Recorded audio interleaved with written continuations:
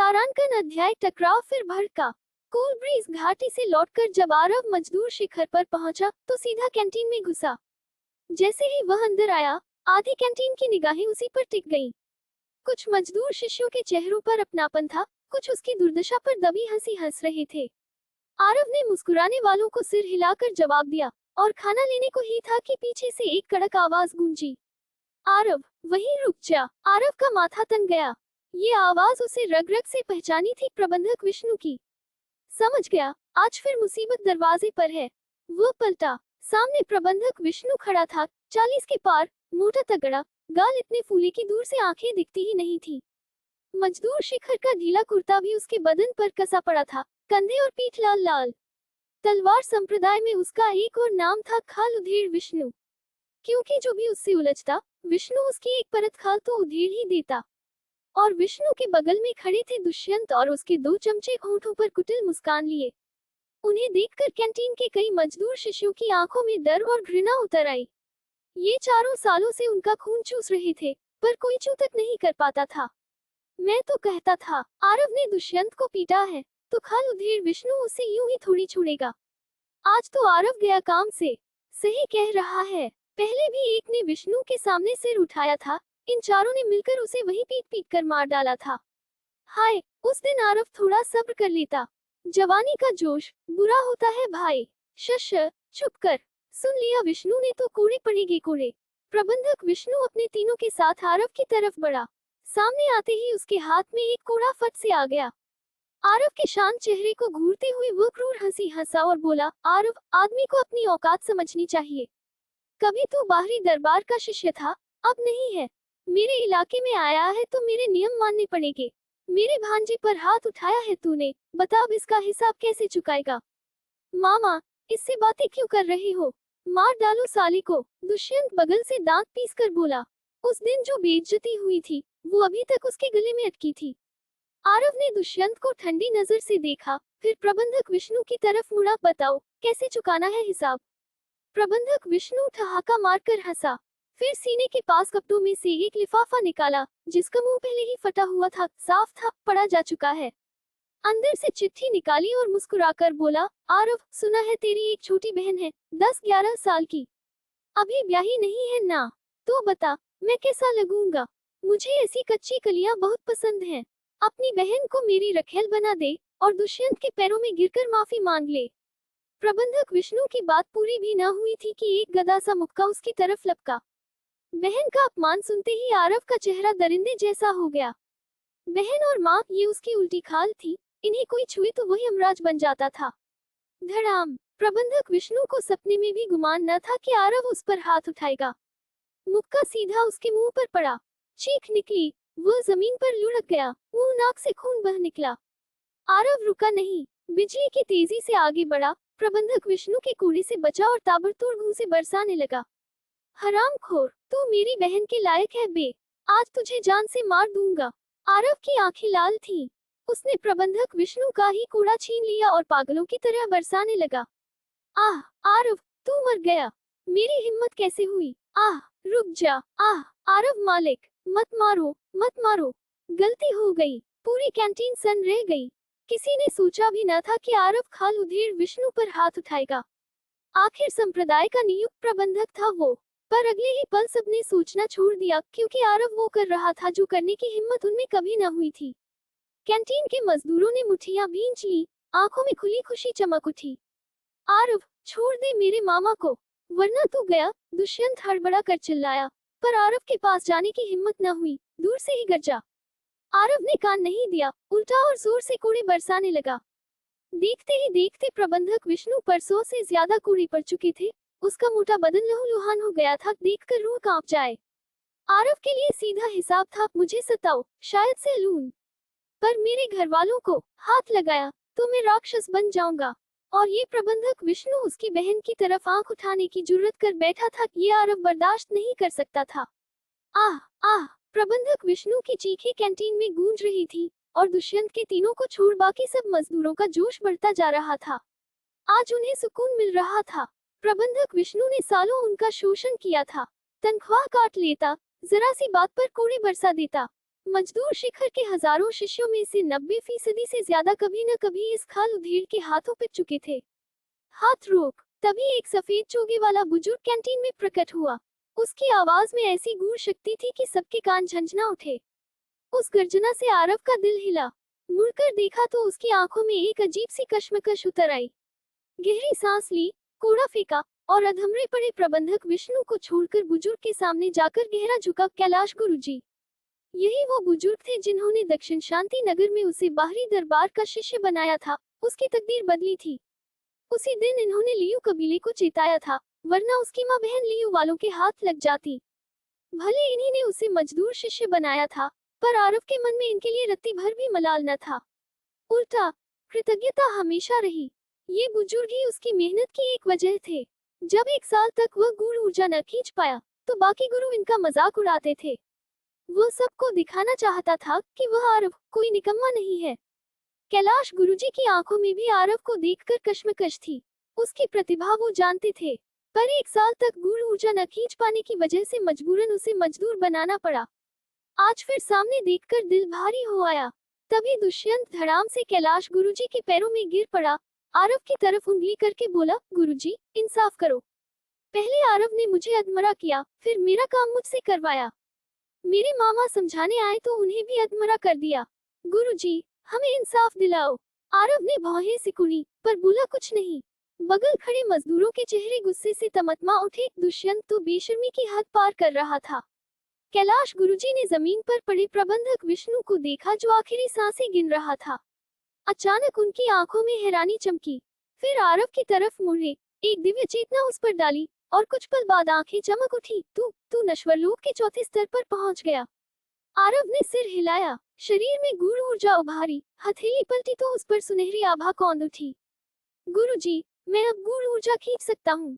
ये कहते हुए आरव का दिल हल्का हो गया। कभी इस बुजुर्ग को निराश न करने के लिए वह पागलों की तरह साधना करता था, पर फिर भी निराश कर बैठा था। आज वह गूढ़ ऊर्जा खींच सकता था, और सबसे पहले यही खबर इन्हें सुनाना चाहता था। आरव की हथेली पर सुनहरी चमक देखकर कैलाश गुरुजी की आंखें फैल गईं, जैसे कोई चमत्कार देख लिया हो। अगले पल वह झपटकर आरव के सामने आ खड़े हुए। तेरी गूढ़ ऊर्जा सुनहरी है, कहते हुए उनके हाथ बेसाख्ता कस गए। कैलाश गुरुजी का गंभीर चेहरा देख आरव थोड़ा हिचका, फिर सिर हिला दिया। शायद ये शुद्ध सुनहरी तत्व न हो, पर सुनहरी तत्व से कम भी नहीं। हा। आरव का सिर हिलते ही कैलाश गुरुजी ठहाके मारकर हंस पड़े। फिर खुद को संभाला, दिल की धड़कन दबाए और आरव के कंधे पर हाथ रखकर बोले, शाबाश, बहुत शाबाश, बहुत ही बढ़िया। लाखों में एक होता है पंचतत्व गूढ़ ऊर्जा वाला प्रतिभाशाली, और आरव के पास तो पंचतत्वों में सबसे ताकतवर सुनहरी तत्व गूढ़ ऊर्जा थी। भला वो खुश कैसे न होते। कैलाश गुरुजी की बात सुनकर दुष्यंत का कलेजा बैठ गया, पर अधमरे पड़े मामा को देखकर उसने हिम्मत जुटाए। कैलाश गुरुजी के सामने घुटने टेक दिए। गुरुजी, हमें इंसाफ दिलाओ। कैलाश गुरुजी ने त्योरी चढ़ाई। दुष्यंत को ठंडी नजर से देखा, फिर चारों तरफ खड़े लोगों पर नजर डाली और बोले, सच सच बताओ, क्या हुआ। डरो मत, मेरे रहते कोई तुम्हें धमका नहीं सकता, पर झूठ बोला तो मैं भी रहम नहीं करूंगा। दुष्यंत का दिल धक से रह गया, चेहरा पीला पड़ गया। समझ गया, ये बुजुर्ग अब आरव के साथ हैं। मजदूरों को और क्या चाहिए था। सबने एक एक करके पूरी घटना बता दी, और कैलाश गुरुजी का आरव के प्रति रुख देखकर कईयों को लगा प्रबंधक विष्णु को गिराने का यही मौका है। तो सबने प्रबंधक विष्णु के पुराने काले कारनामे भी उगल दिए, कुछ ने तो नमक मिर्च भी लगा दी। सुनते सुनते दुष्यंत और उसके 2 साथियों के चेहरे सफेद पड़ गए, बदन कांपने लगा। समझ गए, अब गए काम से। आरव ने तीनों को ठंडी नजर से देखा, फिर प्रबंधक विष्णु के पास जाकर उसके पास पड़ा लिफाफा और चिट्ठी उठाकर अपने सीने में रख ली। सब सुनकर कैलाश गुरुजी का चेहरा स्याह पड़ गया। जमीन पर ढहे पड़े दुष्यंत को घूरकर कड़क आवाज में बोले, मैंने सोचा भी न था, बिल्कुल न सोचा था। बाहरी दरबार के गुरु और शिष्य साधना में डूबे रहे, किसी ने मजदूर शिखर की तरफ देखा तक नहीं, और तुम मामा भांजे ने यहाँ अपना राज जमा लिया। हिम्मत तो देखो तुम्हारी। माफ कर दो गुरुजी, माफ कर दो, दोबारा नहीं करेंगे, कभी नहीं करेंगे। तीनों कैलाश गुरुजी के पैरों में गिरकर गिड़गिड़ाने लगे। अब दुष्यंत और उसके साथी पछता रहे थे, काश आरव से पंगा न लिया होता। अगर पता होता कि आरव अब गूढ़ ऊर्जा साधक बन चुका है, तो सो जन्म लेते पर उससे न उलझते। कैलाश गुरुजी ने हुंकार भरी, आज से विष्णु मजदूर शिखर का प्रबंधक नहीं रहा। तुम चारों तारा अयस्क पर्वत पर जाओगे, 10 साल तक खनन करोगे और जो भी निकलेगा सब संप्रदाय को सौंपोगे। 10 साल बाद तलवार संप्रदाय से हमेशा के लिए निकाले जाओगे, फिर कभी कदम न रख पाओगे। कहकर उन्होंने चुप खड़े आरव को देखा, उसका कंधा पकड़ा और अगले ही पल दोनों कैंटीन से गायब हो गए। कैलाश गुरुजी का फैसला सुनते ही मजदूर शिष्य खुशी से झूम उठे और दुष्यंत के तीनों वही बेहोश हो गए, क्योंकि अगले 10 साल उन्हें संप्रदाय के गुलाम बनकर जीना था। तारांकन अध्याय, बाहरी दरबार की रैंकिंग। साधना मैदान। आरव और कैलाश गुरुजी कंधे से कंधा मिलाकर चल रहे थे। रात हो चुकी थी, पर चारों तरफ लगे चांद पत्थरों की रोशनी में मैदान दिन जैसा जगमगा रहा था। अचानक कैलाश गुरुजी रुके, आरव की तरफ देखा और बोले, आरव, सच बता, जिस दिन मैंने तुझे मजदूर शिष्य बनाया था, क्या तुझे मुझसे नफरत हुई थी? आरव ने सिर हिलाया, गुरुजी, अगर आप न होते तो मेरी बहन और माँ कब के लियू कबीले के हाथ लग चुकी होती। नफरत है मेरे दिल में, पर सिर्फ खुद से। उस वक्त मैं आपकी उम्मीदों पर खरा नहीं उतरा और मेरी वजह से आपका भी मजाक उड़ा, जैसे मेरा उड़ता था। मैंने ही आपको निराश किया, गुरुजी। आरव कभी नहीं भूल सकता वो नजारे, जब बाहरी दरबार के गुरु और शिष्य उसका और कैलाश गुरुजी का मजाक उड़ाते थे। 1 साल तक गुरु ऊर्जा न खींच पाने पर उन्होंने उसे बड़ा नाम दिया था और कैलाश गुरुजी को कहते थे, बूढ़ा हो गया है, आंखें कमजोर हो गई हैं, तलवार संप्रदाय में एक कचरा उठा लाया है। कह सकते हैं वह बाहरी दरबार के शिष्यों में हंसी का पात्र था और उसकी वजह से कैलाश गुरुजी बाहरी दरबार के गुरुओं में। आरव की बात सुनकर कैलाश गुरुजी ने उसके कंधे पर हाथ रखा और बोले, बस, जो बीत गया सो बीत गया, अब उसका बोझ मत ढो। मैंने सपने में भी न सोचा था कि तेरे पास पंचतत्व गूढ़ ऊर्जा होगी, और वो भी सुनहरी तत्व। चल, अभी बाहरी दरबार शिखर चलते हैं। मैं तेरा दर्जा वापस बहाल करता हूँ, फिर देखता हूँ कौन तुझे कचरा कहता है। गुरुजी, मैं 1 महीने बाद होने वाली बाहरी दरबार परीक्षा में हिस्सा लेना चाहता हूँ। अपनी ताकत से सबको बताऊंगा कि मैं कचरा नहीं हूँ और गुरुजी की नजर तलवार संप्रदाय में सबसे तेज है। आरव ने कैलाश गुरुजी की आंखों में देखकर पक्के लहजे में कहा, अगर उसके पास सचमुच पंचतत्व गूढ़ ऊर्जा होती तो शायद वह गुरुजी के साथ चला जाता। पर दिक्कत ये थी, क्या उसके पास वाकई सुनहरी तत्व गूढ़ ऊर्जा थी? वह नहीं चाहता था कि कोई उस छोटे भावर के राज को जाने। कैलाश गुरुजी पहले चौंके, फिर हंस पड़े, शाबाश शाबाश, यही जज्बा चाहिए। तलवार संप्रदाय में बाहरी दरबार शिष्य बनने के 2 रास्ते थे। पहला, कोई भी बाहरी दरबार गुरु अपनी मर्जी से 3 शिष्य चुन सकता था, क्योंकि हर गुरु के पास 3 शिष्यों का कोटा होता था। दूसरा, बाहरी दरबार परीक्षा। यही संप्रदाय का असली तरीका था और इसमें वही हिस्सा ले सकता था जो 17 साल की उम्र से पहले नश्वर लोक के 6ठे स्तर पर पहुंच जाए। परीक्षा से चुने गए शिष्यों की ताकत और इज्जत गुरुओं के चुने हुए शिष्यों से कहीं ऊपर थी, क्योंकि परीक्षा बहुत सख्त थी। सिर्फ ताकत नहीं, समझ और प्रतिभा भी चाहिए थी। सीधी बात, पहला रास्ता जुगाड़ था, दूसरा रास्ता अपनी दम पर बनना। इसलिए जुगाड़ वालों की औकात संप्रदाय में हमेशा नीचे रहती थी। कैलाश गुरुजी ने कुछ सोचा, फिर जेब से एक छोटी थैली निकाली। आरव को देते हुए बोले, जज्बा होना अच्छी बात है, इसमें 10 ऊर्जा पत्थर और नाड़ी रक्षक गोलियां हैं। ऊर्जा पत्थर तुझे तेजी से गूढ़ ऊर्जा खींचने में मदद करेंगे और नाड़ी रक्षक गोलियां तेरी नाड़ियों को चोट से बचाएंगी। थैली को देखकर आरव हिचका, फिर ले ली और गंभीर स्वर में बोला, गुरुजी, फिक्र मत करो, इस बार मैं आपको निराश नहीं करूंगा। उसने गुरुजी की नेकी ठुकराई नहीं, क्योंकि उसे सचमुच साधना के साधनों की जरूरत थी, वरना अपनी मौजूदा रफ्तार से 17 साल से पहले 6ठे स्तर पर पहुंचना नामुमकिन था।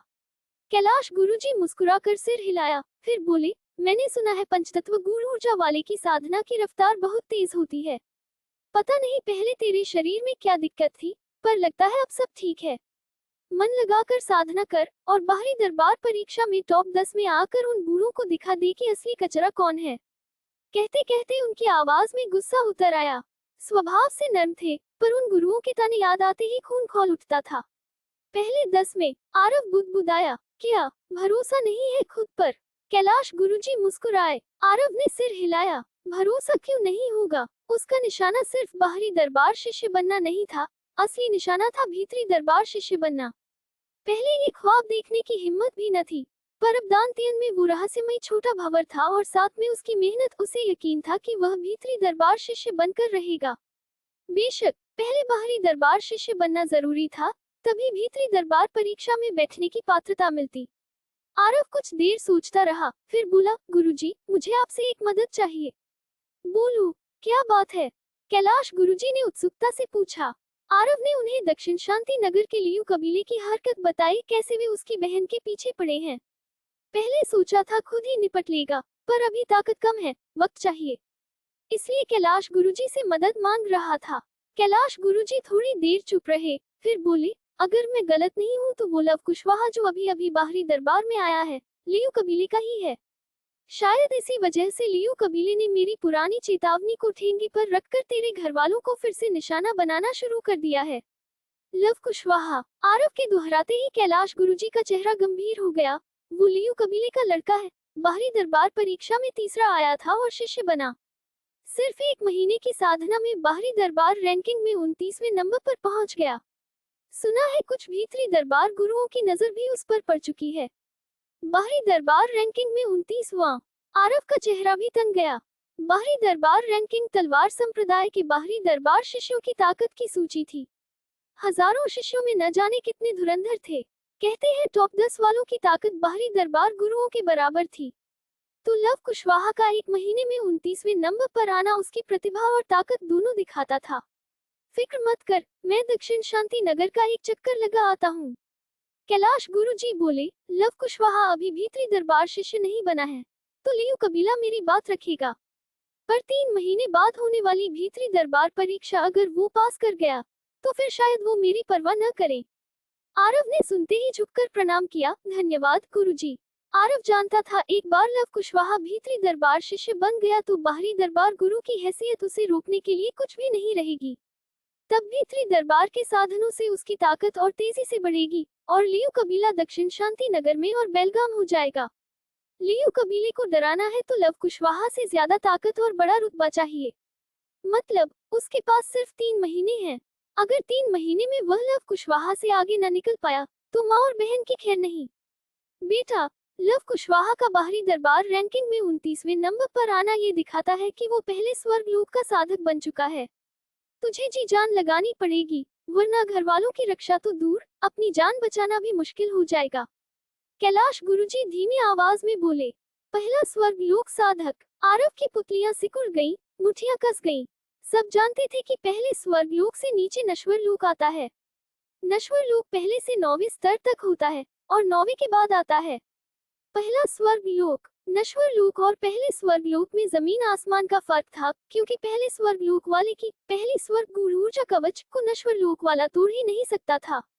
पहला स्वर्गलोक, लगता है और मेहनत करनी पड़ेगी। आरव ने मुट्ठी भींची, चेहरे पर दृढ़ता थी। कैलाश गुरुजी मुस्कुराकर सिर हिलाया, ये देखकर कि आरव पहले स्वर्गलोक के नाम से डरा नहीं। घर वालों के प्रति उसकी वफादारी के अलावा यही दृढ़ स्वभाव वजह थी कि उन्होंने अपने 3 कोटे में से एक उसे दिया था। मार्शल मार्ग पर सिर्फ प्रतिभा नहीं, आरव जैसा जिगरा भी चाहिए। कैलाश गुरुजी से विदा लेकर जब आरव लौटा तो आधी रात हो चुकी थी। वह कूल ब्रीज घाटी नहीं गया, अपने कमरे में लौटा और पंचतत्व ताबीज निर्माण तकनीक निकालकर पढ़ने लगा। अगर वह ताबीज बना पाया तो ताकत में जबरदस्त इजाफा होगा। आखिर ताबीजों के असर कमाल के थे। पंचतत्व ताबीज निर्माण तकनीक में ताबीजों का ब्यौरा पढ़ते पढ़ते आरव दंग रह गया। कुछ ताबीजों के असर तो हद से ज्यादा थे। जैसे आत्मा संग्रह ताबीज 4 घंटे तक गूढ़ ऊर्जा खींचने की रफ्तार कई गुना बढ़ा देता। भले 4 घंटे ही सही, पर कमाल था। फिर शक्ति ताबीज 2 घंटे के लिए ताकत कई गुना बढ़ा देता। और भी न जाने कितने। कुछ देर पढ़ने के बाद आरव से रहा न गया, उसने ताबीज बनाने की ठान ली। मुश्किल वाले नहीं चुने, शक्ति ताबीज से शुरुआत की। सोच अच्छी थी, पर शुरू करते ही आरव को पता चला ताबीज बनाना सोचे से कहीं ज्यादा मुश्किल है। पर आरव हारा नहीं, बार बार कोशिश करता रहा।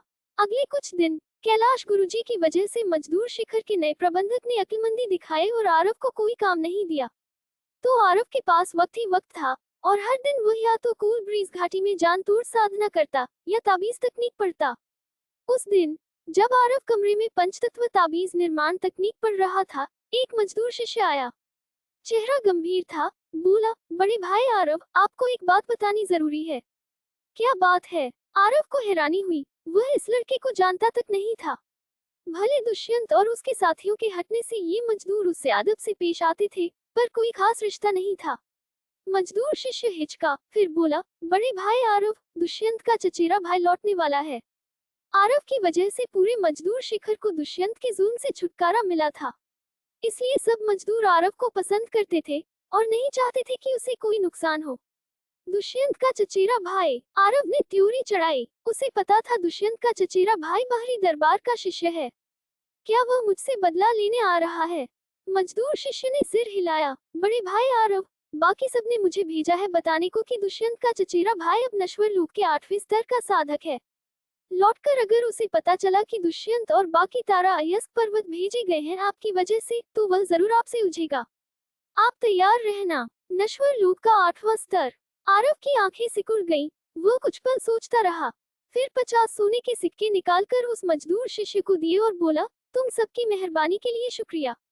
मैं सावधान रहूंगा। ये 50 सोने के सिक्के रख लो, मना मत करना। आगे कोई भी जरूरी खबर हो तो मुझे आकर बता देना। मजदूर शिखर पर हजारों शिष्य थे, पूरे पहाड़ पर बिखरे हुए। रोज न जाने क्या क्या सुनते थे। कह सकते हैं इन मजदूरों के पास खबरों का खजाना था, और अगर ये उसकी आंख कान बन जाए तो उसके लिए बहुत बड़ा सहारा होगा। 50 सोने के सिक्के पाकर मजदूर शिष्य खुशी से बोला, फिक्र मत करो बड़े भाई आरव, आगे से आपके बारे में कोई खबर हो या कोई भी जरूरी बात, हम सबसे पहले आपको बताएंगे। कहकर वह कमरे से निकल गया। मजदूर शिष्य के जाने के बाद आरव की आंखें सिकुड़ गईं। वह धीरे से बुदबुदाया, नश्वर लोक का 8वां स्तर। मैं अभी 4थे स्तर पर हूँ, लगता है और मेहनत करनी पड़ेगी।